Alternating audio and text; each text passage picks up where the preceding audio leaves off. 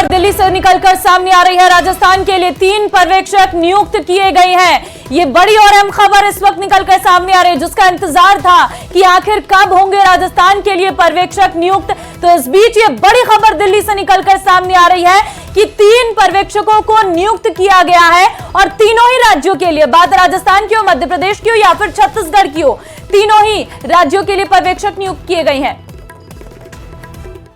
Lakhvir phone line पे हमारे साथ है। लखवीर, जानकारी सामने आ रही है कि पर्यवेक्षक नियुक्त कर लिए गए हैं। जी बिल्कुल, इस वक्त की सबसे बड़ी खबर है कि केंद्रीय पर्यवेक्षकों का ऐलान हो गया है और राजस्थान के लिए 3 पर्यवेक्षकों को भेजा गया है। देखिए, इस प्रकार की खबरें थी, पहले हमने सबसे पहले ब्रेक भी किया था कि किसी बड़े स्तर के नेता को ही राजस्थान भेजा जाएगा ताकि विधायक दल की बैठक को अच्छे से वो संचालित करे और किसी प्रकार का विवाद न हो। इसलिए वरिष्ठता के आधार पर भारतीय जनता पार्टी के पूर्व राष्ट्रीय अध्यक्ष और केंद्रीय रक्षा मंत्री राजनाथ सिंह को राजस्थान में पर्यवेक्षक बनाकर भेजा गया है और उनके साथ में संगठन के 2 दिग्गजों को, जिनमें विनोद तावड़े जो कि राष्ट्रीय महामंत्री है, उन्हें राजस्थान भेजा जा रहा है और उसके साथ ही सरोज पांडे को राजस्थान भेजा। क्यों करना नहीं चाहती है पार्टी? चाहती है कि संगठन के तहत भी तमाम तरीके का कोऑर्डिनेशन किया जाए और वरिष्ठता के आधार पर अगर राजनाथ सिंह जी जाएंगे तो तमाम एमएलए से कोऑर्डिनेट कर सकेंगे और किसी प्रकार का कोई पनपे नहीं, ये सुनिश्चित करेंगे। इसीलिए राजनाथ सिंह, विनोद तावड़े और सरोज पांडे, ये 3 लोगों का जो कोऑर्डिनेशन तय किया है पार्टी ने, निश्चित ही बीजेपी के लिए काफी महत्वपूर्ण साबित होगा, काफी सफल साबित होगा, क्योंकि पार्टी चाहती है कि जब भारतीय जनता पार्टी ऐलान करे मुख्यमंत्री के चेहरे का तो किसी प्रकार का कोई विवाद ना हो, तमाम जो विधायक हैं उनकी सर्वसम्मति से पारित करवा ली जाए, क्योंकि जो प्रस्ताव होगा पार्लियामेंट्री बोर्ड का, उसको पारित करवाना काफी महत्वपूर्ण हो जाता है। क्योंकि इस प्रकार की खबरें निकलकर सामने आती हैं कि किसी तरीके से कोई गलती ना हो जाए, क्योंकि लोगों को लगता है, तमाम सियासी गलियारों में चर्चाएं भी हैं कि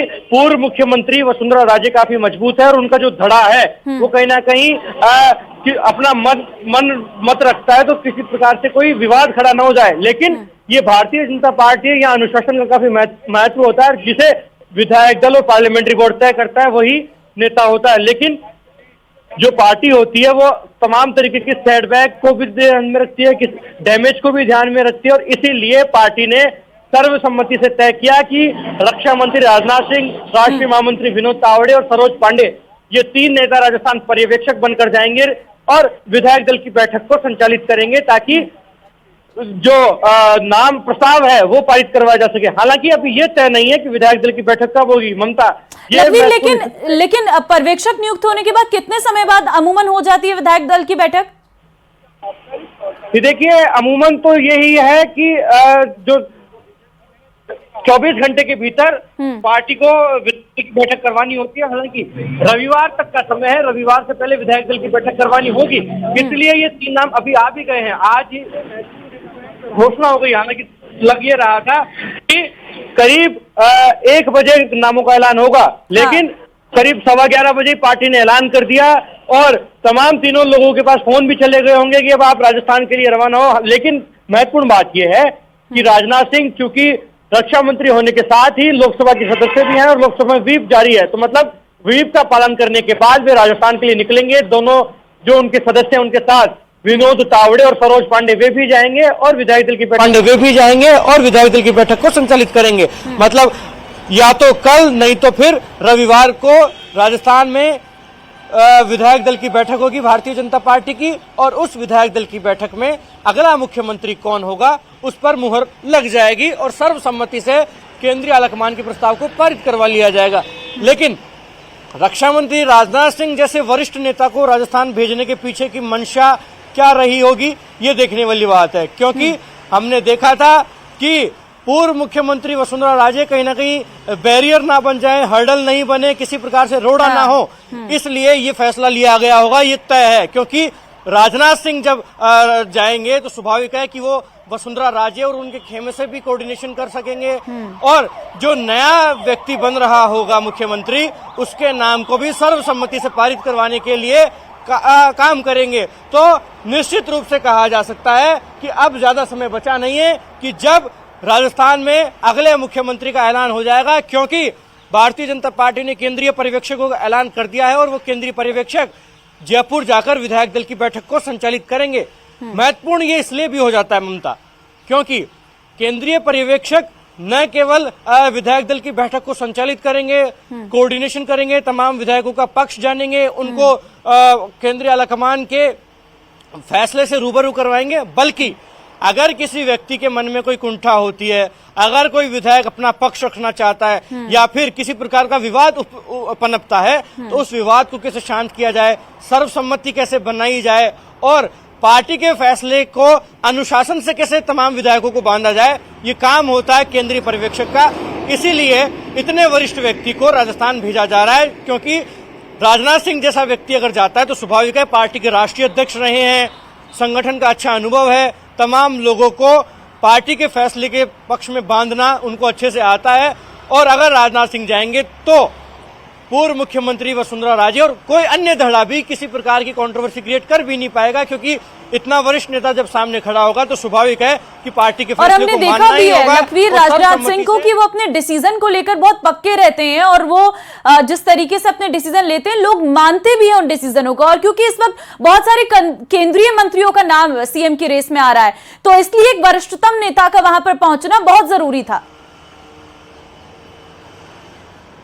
बिल्कुल ममता, निश्चित रूप से सिर्फ केंद्रीय मंत्रियों का ही नहीं बल्कि कई आधा दर्जन ऐसे नाम सामने आ गए थे जिसमें कई वरिष्ठ नेता हैं। देखिए, ओम प्रकाश माथुर वो नाम है जिन्होंने राजस्थान में भारतीय जनता पार्टी की बागडोर संभाली है बतौर प्रदेश संगठन महामंत्री और फिर बाद में बतौर प्रदेश अध्यक्ष भी, तो उनका नाम भी इस फहरिस्त में सामने आ रहा है। इसके अलावा ओम बिरला जो लोकसभा के स्पीकर हैं, उनका नाम भी इस फहरिस्त में है। इसके अलावा केंद्रीय जल शक्ति मंत्री गजेंद्र सिंह शेखावत का नाम भी प्रमुखता से इस फहरिस्त में है। अश्विनी वैष्णव का नाम है।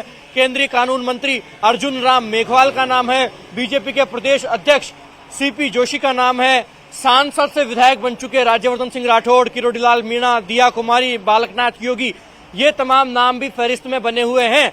ऐसे में जब इतने दिग्गजों के नाम सामने आ गए हैं तो स्वाभाविक है कि पार्टी चाहती है कि किसी प्रकार की कंट्रोवर्सी न हो। सिर्फ वसुंधरा राजे से इसे जोड़कर न देखा जाए, क्योंकि जब इतने नाम चल गए हैं, कई लोगों ने अपनी लॉबिंग भी शुरू कर दी है, तो स्वाभाविक है कि अगर इनमें से किसी एक का नाम कटता है और तो किसी प्रकार का कोई बगावत ना हो जाए, किसी प्रकार की कोई दूसरी कंट्रोवर्सी क्रिएट ना हो, ये पार्टी चाहती है।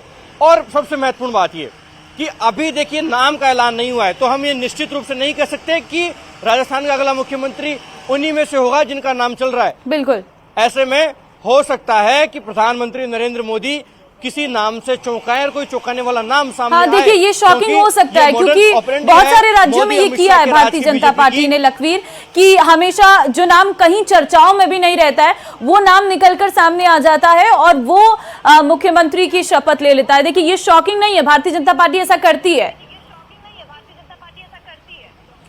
बिल्कुल, मैं वही कह भी रहा था ममता कि ये नरेंद्र मोदी और अमित शाह के नेतृत्व में चल रही भारतीय जनता पार्टी है, जहां पर जब फैसले होते हैं तो काफी चौंकाते हैं। और हमने देखा भी कि पिछले राज्यों में जिस प्रकार से ऐलान किया गया मुख्यमंत्री का, तो सबके सामने चौंकाने वाली तस्वीरें आई।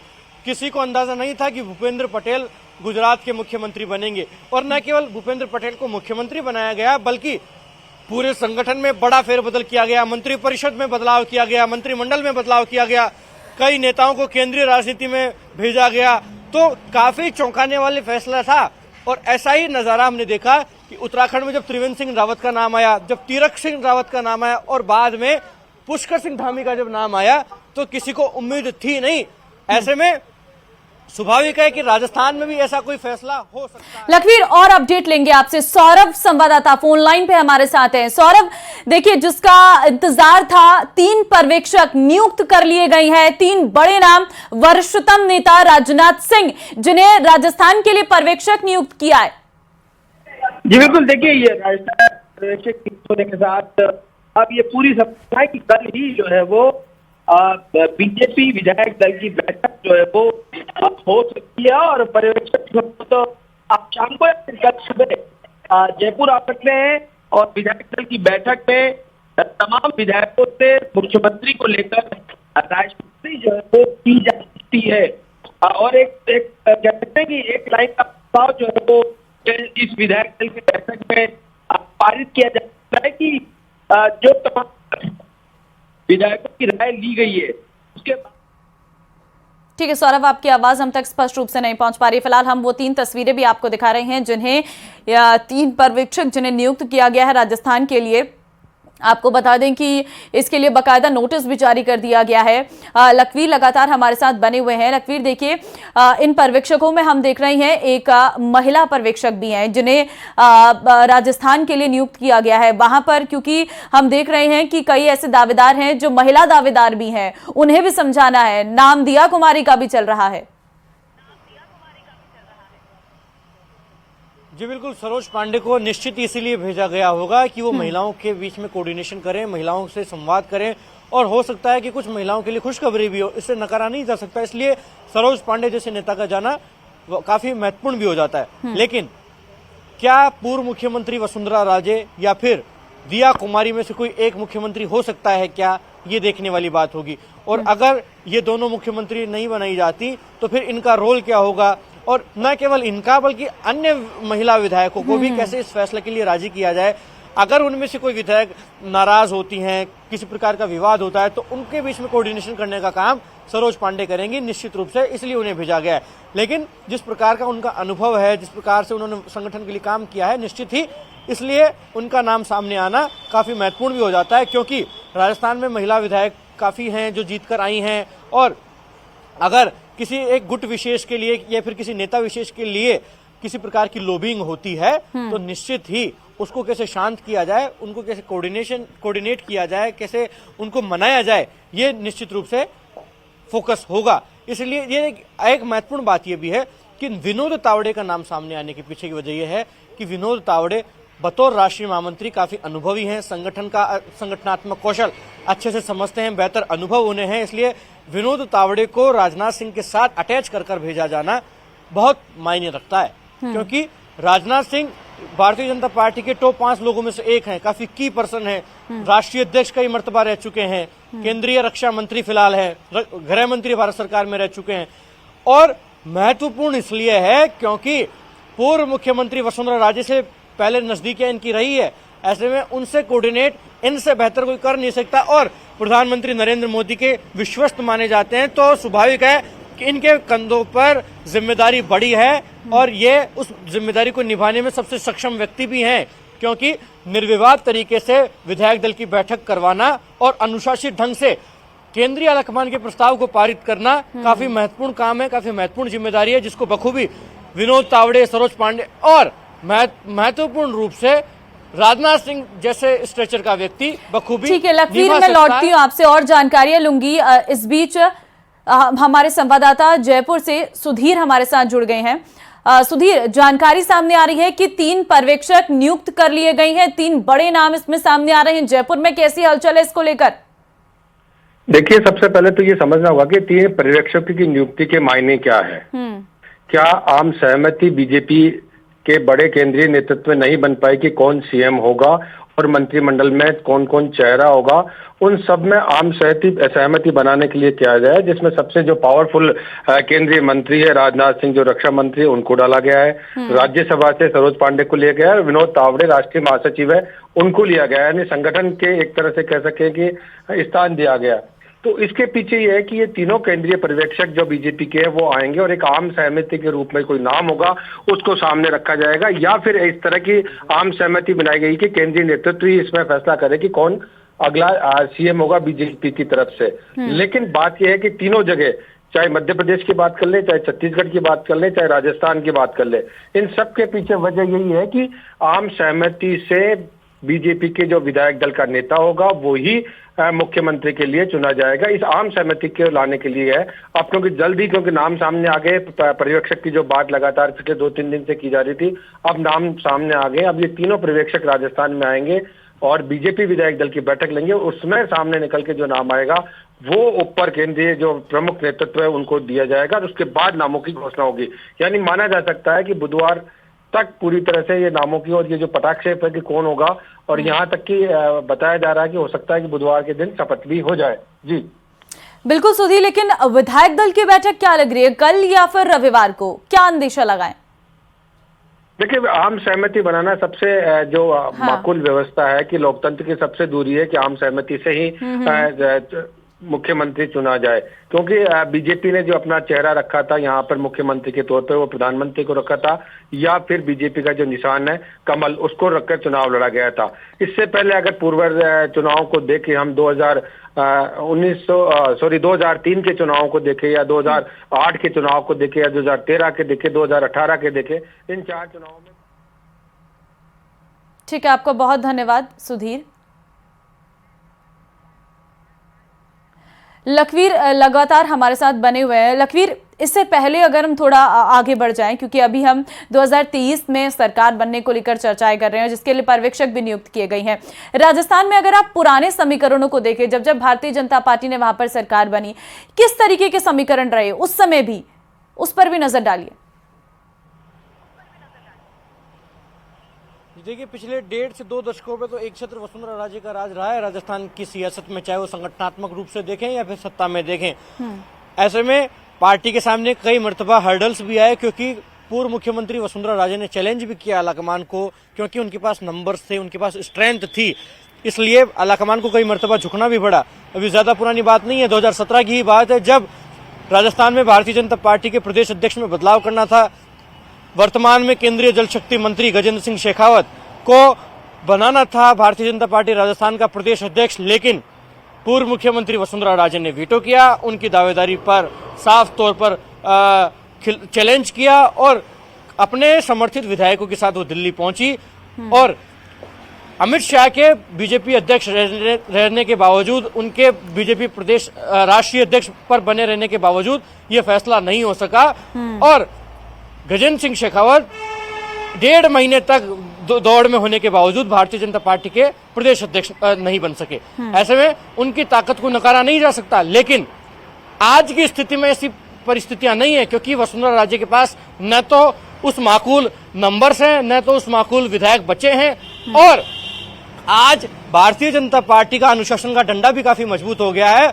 और बीजेपी ने जब 2023 का विधानसभा चुनाव लड़ा ममता, तो साफ तौर पर यह स्पष्ट कर दिया कि चुनाव प्रधानमंत्री नरेंद्र मोदी के चेहरे पर और कमल के निशान पर लड़ा जा रहा है। ऐसे में न सिर्फ वसुंधरा राजे बल्कि उन तमाम प्रदेश के नेताओं को शांत कर दिया गया और उन्हें यह स्पष्ट कर दिया गया कि किसी प्रकार की गलतफहमी पालने की आवश्यकता नहीं है। पार्टी का राष्ट्रीय आलाकमान चुनाव लड़ रहा है, नरेंद्र मोदी स्वयं चुनाव लड़ रहे हैं, कमल का निशान चुनाव लड़ रहा है। और हमने देखा भी कि सामूहिक तौर पर भारतीय जनता पार्टी ने राजस्थान में चुनाव लड़ा, किसी प्रकार की गुटबाजी नहीं देखी गई, क्योंकि ये पहली बार ही हो रहा है जब इतना असमंजस भारतीय जनता पार्टी में हो रहा है। क्योंकि इससे पहले हमने देखा था जब भैरव सिंह शेखावत बने थे तो उस वक्त भी चेहरा सामने था, वसुंधरा राजे बनी तो उस वक्त भी चेहरा सामने था, लेकिन इस बार जो ये भारतीय जनता पार्टी ने अपना लोगो या फिर प्रधानमंत्री का चेहरा रहा, इसीलिए कहीं ना कहीं ये असमंजस बढ़ गई है। और 24 का चुनाव नजदीक है, उसको भी महत्वपूर्ण बहुत ध्यान में रखा जाएगा, तभी जाकर कहीं ना कहीं ये मुख्यमंत्री तय किया जाएगा। बहुत सारे फॉर्मूले हैं। देखिए ममता, इसे सस्पेंस कहा जाए या पार्टी की स्ट्रेटेजी कहा जाए, क्योंकि न केवल राजस्थान बल्कि मध्य प्रदेश और छत्तीसगढ़ में भी पार्टी बिना किसी चेहरे पर चुनाव लड़ी है। चेहरा एक ही था, प्रधानमंत्री नरेंद्र मोदी का, और कमल का निशान सामने था।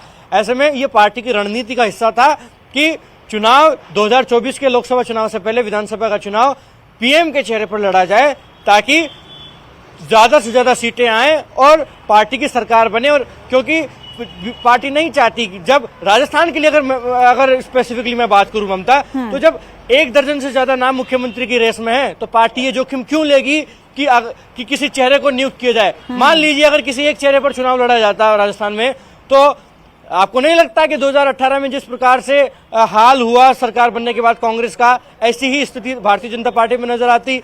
इसलिए पार्टी जोखिम नहीं उठाना चाहती थी और ये रणनीति न केवल 2024 का लोकसभा चुनाव साधने के लिए है, बल्कि अगले 1.5 दशक तक कैसे पार्टी स्टेट में मजबूत रहे। और जो परिपाटी बनी आ रही है राजस्थान में कि हर 5 साल में सरकार का परिवर्तन होता है, उस परिपाटी को तोड़ने के लिए रणनीति बनाई गई कि प्रधानमंत्री नरेंद्र मोदी का चेहरा सामने रखा जाए और जब मैंडेट हासिल हो जाए तो अपने विश्वस्त नेता को वहां पर मुख्यमंत्री बना दिया जाए। और वो नेता ऐसा हो जो कि न केवल सशक्त सरकार चला सके, सशक्त तौर पर सरकार का प्रतिनिधित्व कर सके, बल्कि संगठन भी उनके संरक्षण में इतना फले फूले ताकि अगले 1.5 दशक तक पार्टी इतनी ग्रो करे राजस्थान में कि लगातार अनवरत प्रगति होती रहे और बीजेपी की सरकार परिवर्तित ना हो 5 साल के बाद और वापस से परिपाटी टूटे और बीजेपी की सरकार रिपीट हो। ये उद्देश्य है राजस्थान में भारतीय जनता पार्टी के आलाकमान का, इसलिए इस प्रकार से चुनाव लड़ा गया और हमने देखा भी कि 115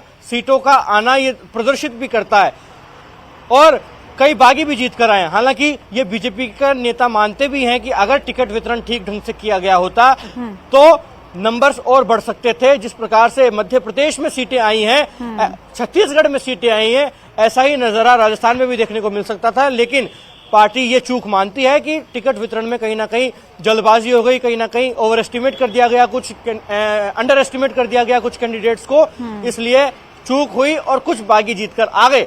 हालांकि अब उन बागियों पर भी नजरें हैं, उन बागियों से भी तमाम तरीके से संवाद स्थापित किया हुआ है राष्ट्रीय नेताओं ने भी और प्रदेश के नेताओं ने भी, और स्वाभाविक है कि उन्हें भी भारतीय जनता पार्टी ज्वाइन करवाया जा सकता है, लेकिन वो रहेंगे निर्दलीय विधायक ही।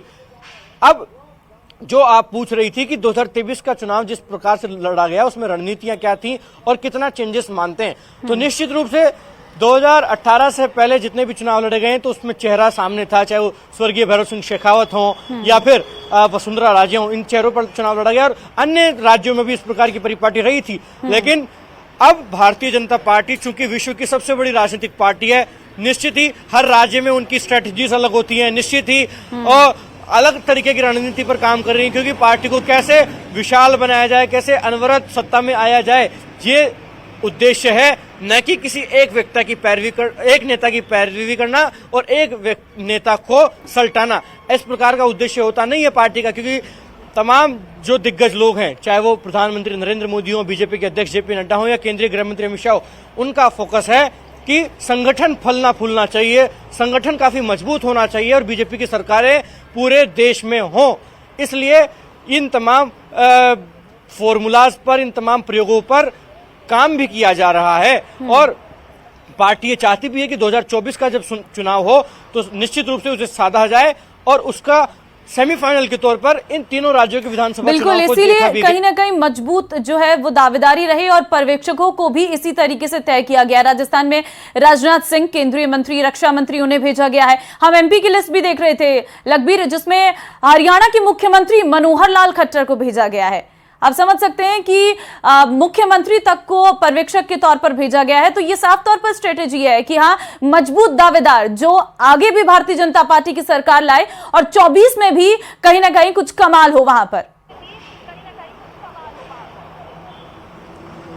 ये देखिए, पर्यवेक्षक बनाकर वरिष्ठ नेताओं को ही भेजा जाता है और उसके पीछे की मॉडस ऑपरेंडी ये होती है कि जब पर्यवेक्षक जाएं तो सर्वसम्मति से बिना किसी विवाद के पार्टी के आदेश की पालना करवाएं और तमाम विधायकों को पार्टी के आदेश के लिए राजी करें। ये महत्वपूर्ण होता है और महत्वपूर्ण इसलिए भी होता है क्योंकि कई जगह होता है कि कई विधायक उत्साहित होते हैं, कई विधायकों का अपना मत होता है और वो चाहते हैं कि उन्हें मौका दिया जाए या फिर उनमें से किसी एक पर दाव खेला जाए या जिस गुट से वो ताल्लुक रखते हैं उनमें उनके लिए वो लॉबिंग भी करते हैं और कई बार तस्वीरें हिंसक भी हो जाती हैं। ऐसे में वरिष्ठ नेता को भेजने के पीछे की वजह यही होती है ताकि वो कोऑर्डिनेशन किया जाए। इसलिए रक्षा मंत्री राजनाथ सिंह, विनोद तावड़े और सरोज पांडे को राजस्थान भेजा गया और मनोहर लाल खट्टर के लक्ष्मण को मध्य प्रदेश भेजा गया, अर्जुन मुंडा को छत्तीसगढ़ भेजा गया। मुख्य कारण यही होता है पार्टी का कि पर्यवेक्षक जितना स्ट्रांग जाएगा वो अपनी बात, जो पार्टी का आदेश होगा, उसको डिलीवर आसानी से कर सकता है और उस पर मुहर भी लग सकती है।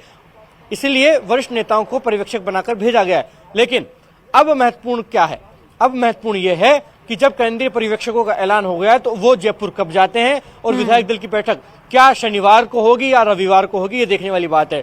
क्योंकि व्हिप जारी है तो स्वाभाविक है कि लोकसभा के जो सांसद हैं वो दिल्ली में ही बने हुए हैं जब तक कि कोरम पूरा नहीं हो जाता, और जैसे ही कोरम पूरा होगा व्हिप का पालन हो जाएगा, उसके बाद ये तमाम नेता जयपुर के लिए निकलेंगे और विधायक दल की बैठक होगी। खुद प्रदेश अध्यक्ष सीपी जोशी भी दिल्ली में ही बने हुए हैं जो कि व्हिप का पालन करने आए हैं और व्हिप के पालन के बाद वे खुद भी जयपुर जाएंगे और विधायक दल की बैठक की तैयारियों में जुटेंगे कि विधायक दल की बैठक कहां करवाई जाए, किस तरीके की रणनीति हो, जो पर्यवेक्षक आएंगे उनका क्या 1-to-1 संवाद भी विधायकों से करवाया जाए क्या, क्योंकि हो सकता है कि कोई गुट विशेष ये जताए, अपनी इच्छा जताए कि हमें पर्यवेक्षकों से बातचीत करनी है। बिल्कुल, मैं लौटूंगी आपके पास। एक बड़ी खबर इस वक्त निकलकर सामने आ रही है। आपको बता दें कि विधायक दल के नेता को लेकर मंथन किया जाएगा। राजस्थान के 3 पर्यवेक्षक नियुक्त कर लिए गए हैं। राजनाथ सिंह जिसमें नाम है, विनोद तावड़े का नाम है, सरोज पांडे जो है पर्यवेक्षक नियुक्त की गई हैं। पर्यवेक्षक राज्यों में जाकर विधायकों से रायशुमारी करेंगे, विधायक दल के नेता को लेकर मंथन करेंगे। ये बड़ी खबर इस वक्त निकलकर सामने आई है। रायशुमारी के बाद दिल्ली आकर रिपोर्ट देंगे। लखवीर देखिए, ये इंपॉर्टेंट है। पहले रायशुमारी की जाएगी और सारे विधायकों से बात की जाएगी, रिपोर्ट लेकर दिल्ली आएंगे और फिर दिल्ली में बातचीत होगी, फिर जाकर चेहरा अनाउंस होगा।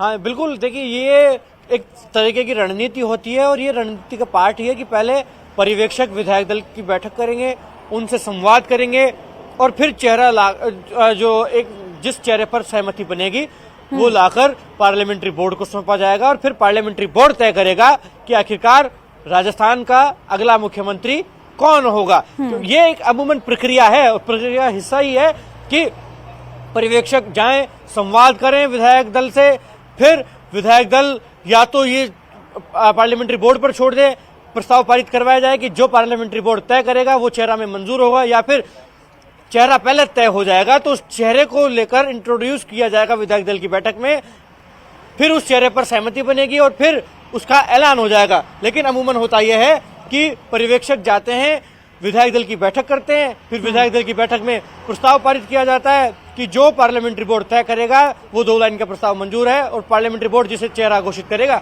उसे सहर्ष स्वीकार कर लिया जाएगा। और फिर पर्यवेक्षक आते हैं, पार्लियामेंट्री बोर्ड की बैठक होती है और पार्लियामेंट्री बोर्ड की बैठक में एक चेहरे का चुनाव कर लिया जाता है, फिर उसे बागडोर सौंप दी जाती है और वो फिर चेहरा घोषित हो जाता है।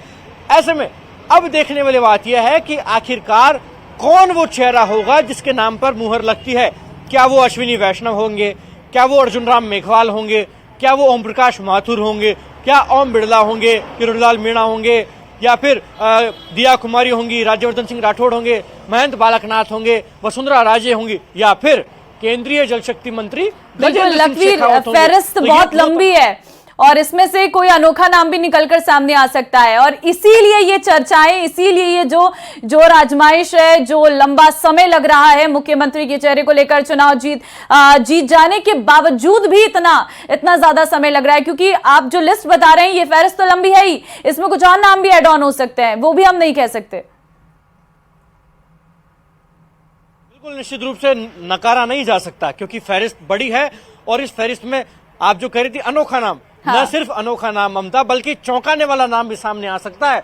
क्या पता किरोड़ीलाल मीणा की किस्मत खुल जाए, क्या पता किसी फर्स्ट टाइमर एमएलए की किस्मत खुल जाए, तो इससे नकारा नहीं जा सकता। और मोदी अमित शाह की जोड़ी तो इसके लिए माहिर है कि चौंकाने वाले नाम पर मुहर लगाती हैं। लेकिन राजस्थान के संदर्भ में चेहरा ऐसा होगा जो कि एक सशक्त शासक की भूमिका निभा सके, प्रशासनिक अमले में उसकी धमक हो, संगठन को साथ लेकर चल सके और जिसके नाम पर तमाम विधायक विरोध ना करें और पूरे प्रदेश में उसके नाम का स्वागत हो।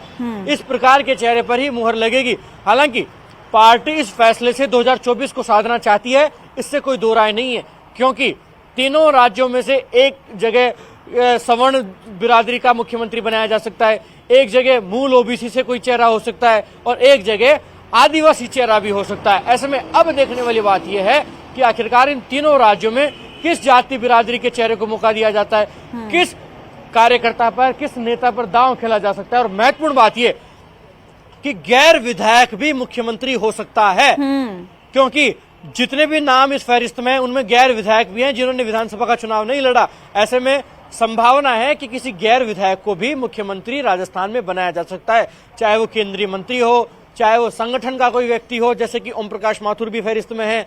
तो ऐसे में काफी नाम है, काफी चर्चाएं हैं, काफी कयास हैं, काफी गहमा गहमी है।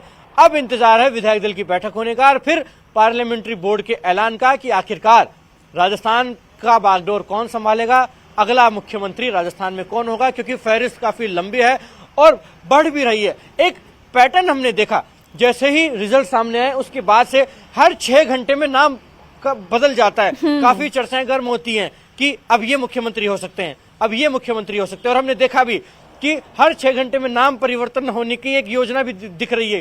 पहले नाम आया कि राजस्थान में ओम बिड़ला मुख्यमंत्री हो सकते हैं, फिर वो बदलाव हुआ और फिर एक माहौल बना राजस्थान में कि दिया कुमारी हो सकती हैं, फिर वो ठंडा पड़ा नाम और फिर चर्चा जोर पकड़ी महेंद्र बालकनाथ योगी के नाम पर, फिर ओम प्रकाश माथुर का नाम चर्चाओं में आया, फिर अश्विनी वैष्णव का नाम चर्चाओं में आया, अर्जुन राम मेघवाल का नाम चर्चाओं में आया। ऐसे में तमाम नाम जोर पकड़ रहे हैं, लेकिन मुहर किस नाम पर लगेगी ये सस्पेंस बरकरार है, जिस पर की पर्दा जल्द उठने वाला है। हालांकि मुख्यमंत्री कौन होगा ये सब जानना तो चाहते हैं, लेकिन पार्टी का उद्देश्य एकमात्र है कि न केवल बेहतरीन प्रशासक हो, प्रशासनिक अमले में धमक रखता हो, प्रशासन को साध कर चले, बेहतरीन व्यवस्था दे सके, बल्कि पिछली 5 साल में जिन कोस्ट पर, जिन मुख्य तौर पर जिन बातों पर घेरा है सूबे की अशोक गहलोत सरकार को, उनको प्रमुखता से सुलझाया जाए, उन पर प्रमुखता से काम किया जाए। क्योंकि भारतीय जनता पार्टी ने राजस्थान में बिगड़ती कानून व्यवस्था, महिला अत्याचार, पेपर लीक, बेरोजगारी, इन तमाम मुद्दों को प्रमुखता से उठाया था, और सरकार में आने का कारण भी यही है कि राजस्थान में बिगड़ती कानून व्यवस्था, महिला अत्याचार, दलित उत्पीड़न के साथ ही बिगड़ती कानून व्यवस्था का मुद्दा है, बेरोजगारी का मुद्दा है, पेपर लीक सबसे बड़ा मुद्दा है। ठीक है लखवीर, मैं लौटूंगी आपके पास, आप बने रहिए हमारे साथ। तो फिलहाल 3 पर्यवेक्षक नियुक्त कर लिए गए हैं, अब इंतजार है विधायक दल की बैठक का। विधायक दल की बैठक में किसको चुना जाता है विधायक दल का नेता और किस पर मुहर लगती है, ये सबसे बड़ा सवाल होगा।